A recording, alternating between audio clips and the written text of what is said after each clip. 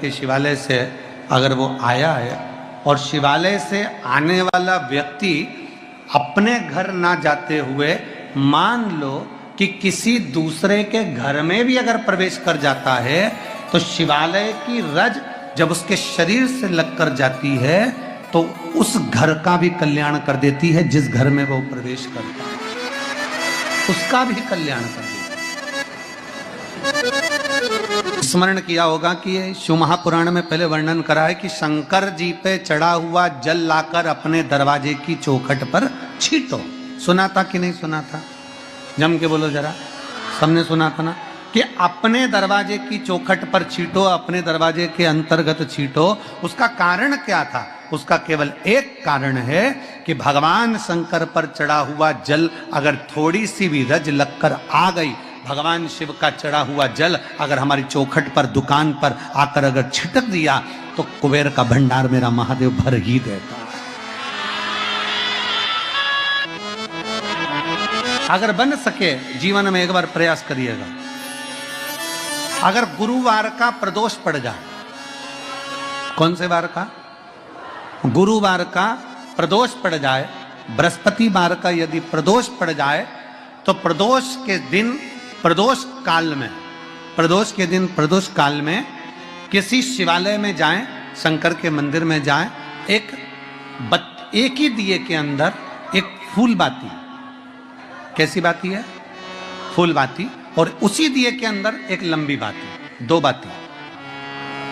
कौन सी बाती हैं? जम के बोलो जरा।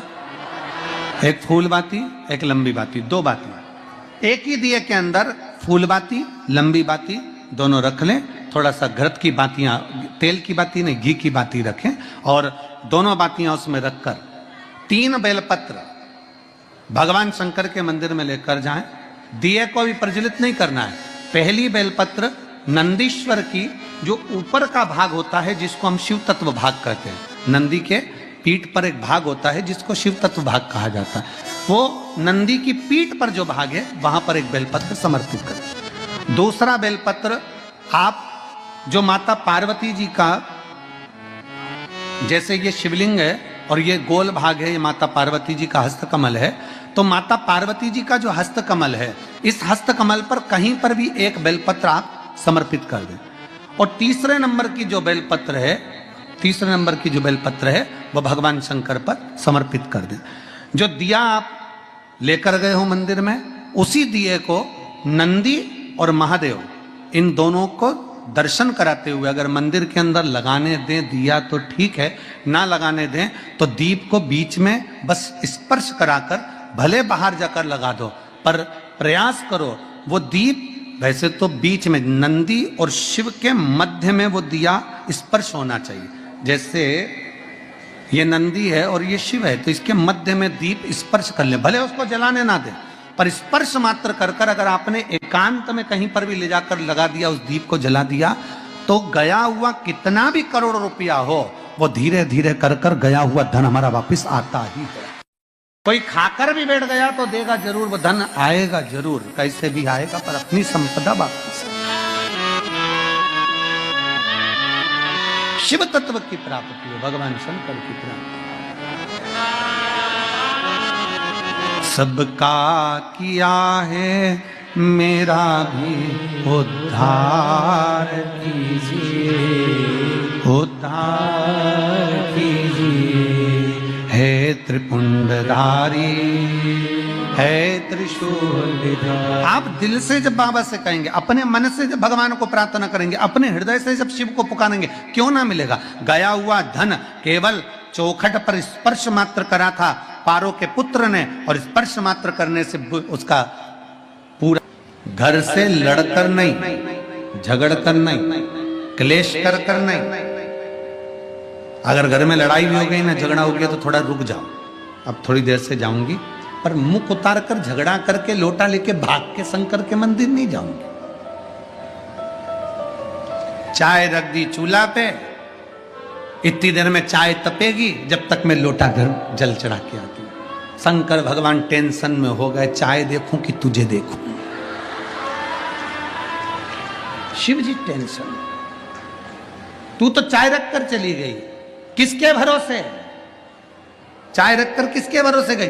अरे भाई, शिव महापुराण की कथा कहती है, जितनी देर हम भगवान के मंदिर में रहते हैं, जितनी देर हम परमात्मा की शरणागति में रहते हैं, उतनी देर परमात्मा को तुम्हारे घर की चौकीदारी करना पड़ती है।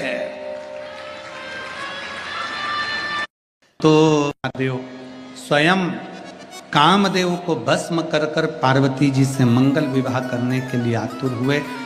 विवाह की तैयारी हुई। मेरे ओगढ़ दानी शिव शंकर का माता पार्वती जी के साथ में विवाह हुआ। विवाह होने का केवल एक कारण था, तारकासुर का संहार, क्योंकि तारकासुर का वध भगवान शंकर के पुत्र द्वारा ही होना था, भगवान शंकर के बेटे द्वारा होना था।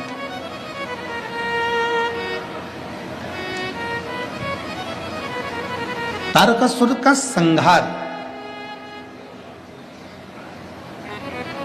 तारकासुर को मारने के लिए भगवान शिव का विवाह करना बहुत जरूरी है।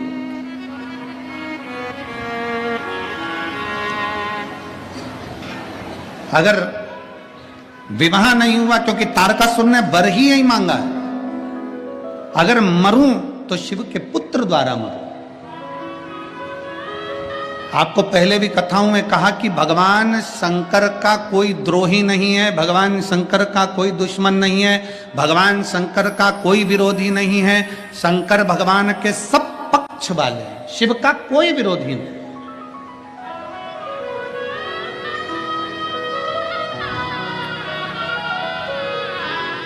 भगवान शिव का कोई द्रोही नहीं है, भगवान शंकर के सब पक्ष वाले।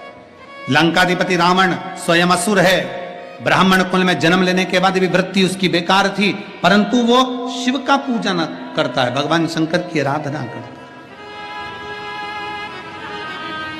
कंस स्वयं शिव की आराधना करता है। जितने असुर हैं, देवताएं, गंधर्व हैं, नाग हैं, किन्नर हैं, जितने भी हैं, सब शंकर की आराधना में लगे। क्यों? क्योंकि सबसे सरल देव एक ही है, वो देव अधिदेव महादेव। इससे सुंदर सरल देव कोई नहीं हो सकता। एक लोटा जल, सारी समस्या का हल। अब आप शंकर भगवान को पूजन में क्या लेकर जाएं? कोई कहे चंदन ले जाओ, कोई के अगर ले जाओ, कोई के कपूर ले जाओ, कोई के तगर ले जाओ, कोई के ये ले जाओ, कोई के वो ले जाओ। भगवान से प्रार्थना करना, बाबा तूने मुझे जो दिया है मैं तुझे समर्पित करने के लिए आ रही हूँ, तूने मुझे जल दिया है, मैं एक लोटा जल भरकर तुझे समर्पित करने के लिए आ रही हूँ, और बाबा मेरे पास बस यही है जो मैं तुझे दे सकती हूँ, क्योंकि वही जल हमारा बदलेगा कल। ये निश्चित है कि मैं शिव को जल चढ़ाऊंगी तो मेरा कल बदलेगा। जाया करो अपने नजदीक के शिवालय में, अपने नजदीक के शिव मंदिर में, अपने पास के शंकर के मंदिर में प्रतिदिन जाओ। एक नियम बनाओ कि मेरे घर के नजदीक में, मेरे घर का एक एक व्यक्ति, घर में बुजुर्ग माता है उनसे कहो शिवालय जाओ, घर में बच्चे हैं स्कूल जाने से पहले शिवालय जाओ, घर में बड़े हैं उनसे कहो शिवालय जाओ। क्यों? क्या गुरुजी हम अकेले अगर शंकर जी को जल चढ़ाएंगे तो क्या हमारे पूरे परिवार वालों को नहीं मिलेगा? मिल जाएगा, पर अपने कर्म गति का भोग अपने को भोगना है। कलकत्ता में कहा था, सिर आपका दुखा है, दवाई आपको खाना है। इसमें अगर तुम्हारा सिर दुखे और तुम सियोर वाले महाराज को दवाई खिलाओ तो सियोर वाले महाराज क्यों खाएगा भैया? क्योंकि दवाई खा के मैं क्या करूंगा? मेरा थोड़ी ना सिर दुख रहा है, सिर तुम्हारा दुख रहा है, पेट तुम्हारा दुख रहा है, पड़ोसन को दवाई खिला रहे हो। ऐसा काम नहीं। अगर दुख आया है, परिवार में तकलीफ आई है, परिवार में कष्ट आया है, कई माताएं कहती गुरुजी ऐसा ऐसा हो गया। हाँ, जब बहुत ज्यादा अवस्था गड़बड़ होती है तब शंकर के मंदिर में कोई भी जाएगा, शिव से प्रार्थना करेगा, बाबा स्वीकार करेगा। एक पत्र है,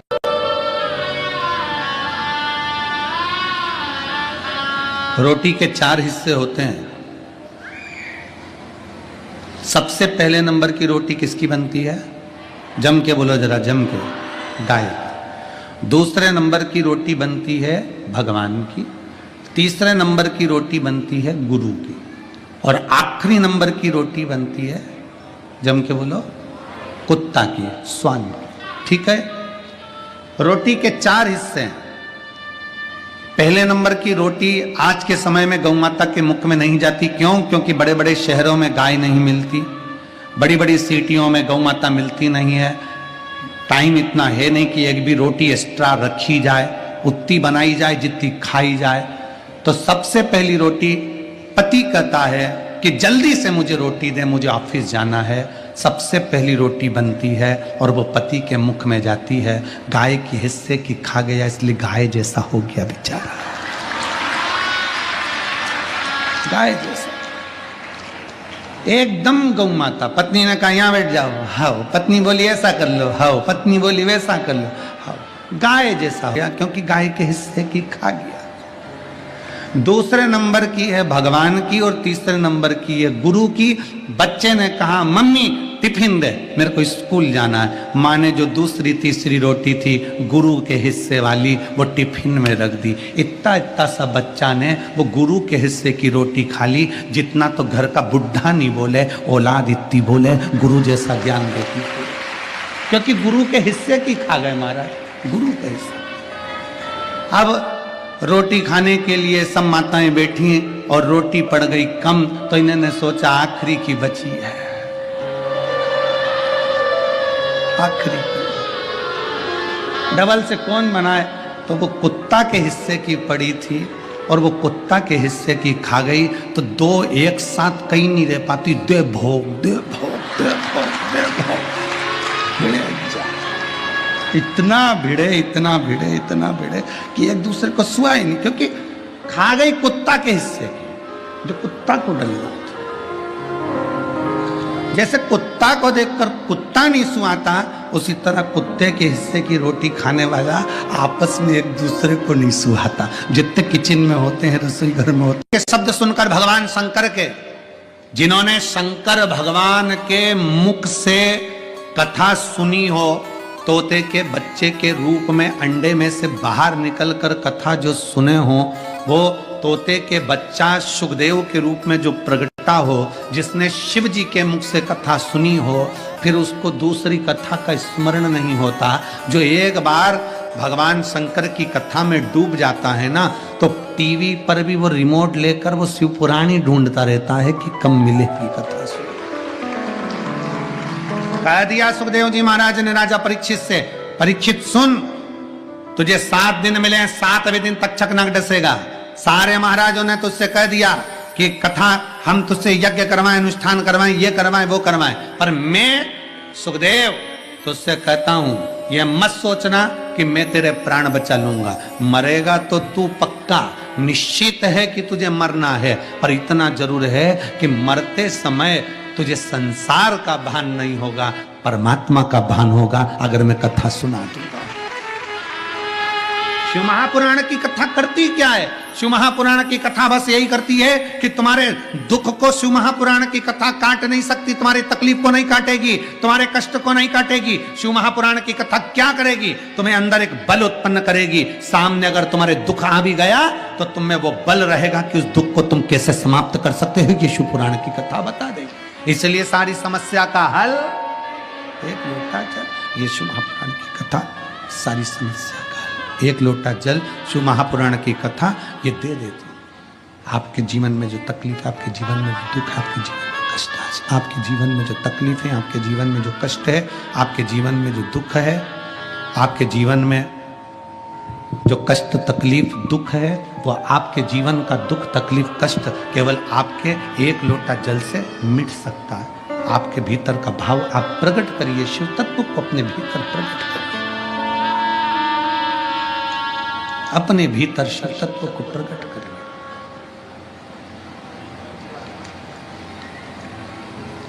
तुम इतने प्रसन्न क्यों जा रहे हो? तुम इतने प्रसन्न क्यों? मैं अपने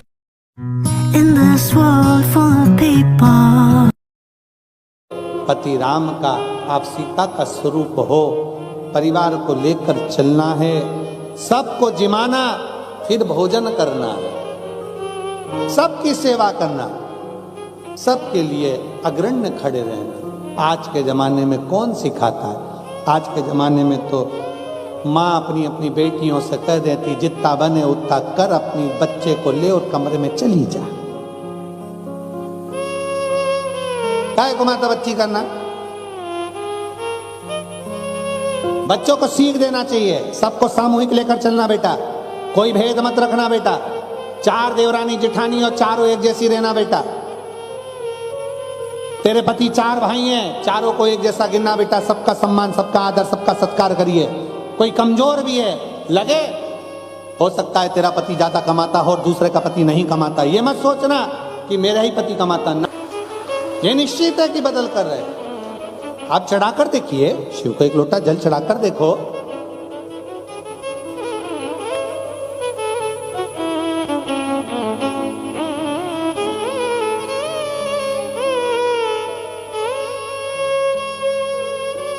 आप शंकर की आराधना कर शिव की स्तुति कर देखिए। महाराज करा राजा मुहूर्त की बहन निंदा में इतनी डूब गई कि जब नगर की माताओं ने राजा मुहूर्त की बहन जिस नगर में ब्याह कर गई थी, उस नगर के लोगों ने निंदा करने के बाद भी शंकर की भक्ति बंद नहीं करी, तो इसने मंदिर में जाकर ताला लगा दिया, मंदिर का द्वार बंद कर दिया।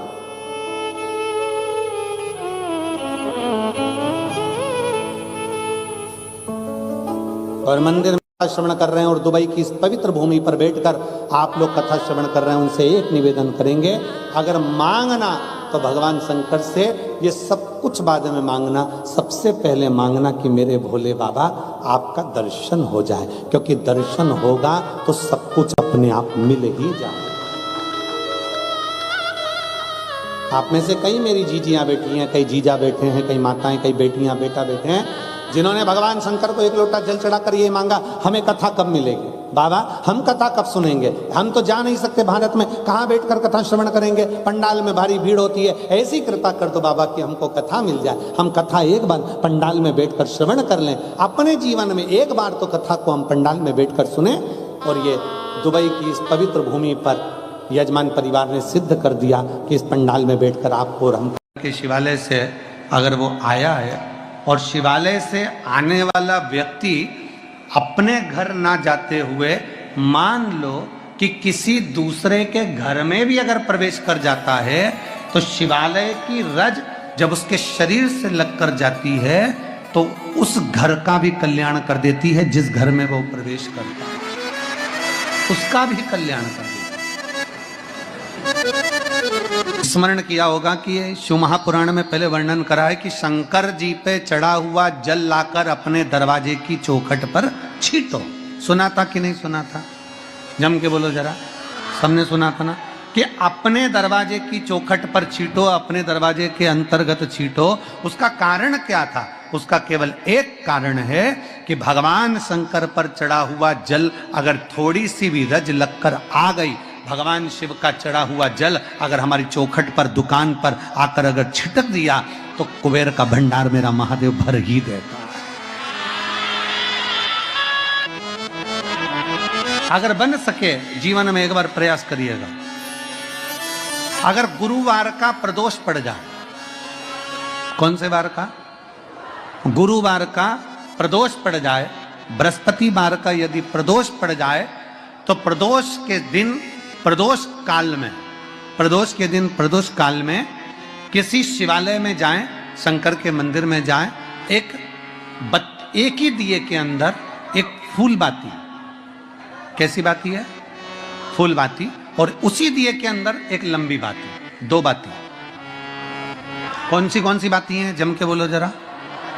एक फूल बाती, एक लंबी बाती, 2 बाती। एक ही दिए के अंदर फूल बाती, लंबी बाती दोनों रख लें।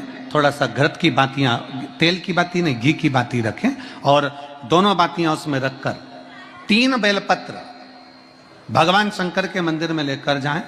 दिए को भी प्रज्वलित नहीं करना है। पहली बेलपत्र नंदीश्वर की, जो ऊपर का भाग होता है जिसको हम शिव तत्व भाग कहते हैं, नंदी के पीठ पर एक भाग होता है जिसको शिव तत्व भाग कहा जाता है, वो नंदी की पीठ पर जो भाग है वहां पर एक बेलपत्र समर्पित करें। दूसरा बेलपत्र आप जो माता पार्वती जी का, जैसे ये शिवलिंग है और ये गोल भाग है, ये माता पार्वती जी का हस्तकमल है, तो माता पार्वती जी का जो हस्तकमल है, इस हस्तकमल पर कहीं पर भी एक बेलपत्र आप समर्पित कर दें। और तीसरे नंबर की जो बेलपत्र है, तीसरे नंबर की जो बेलपत्र है वह भगवान शंकर पर समर्पित कर दें। जो दिया आप लेकर गए हो मंदिर में, उसी दिए को नंदी और महादेव इन दोनों को दर्शन कराते हुए अगर मंदिर के अंदर लगाने दें दिया तो ठीक है, ना लगाने दें तो दीप को बीच में बस स्पर्श कराकर भले बाहर जाकर लगा दो, पर प्रयास करो वो दीप वैसे तो बीच में नंदी और शिव के मध्य में वो दिया स्पर्श होना चाहिए। जैसे ये नंदी है और ये शिव है तो इसके मध्य में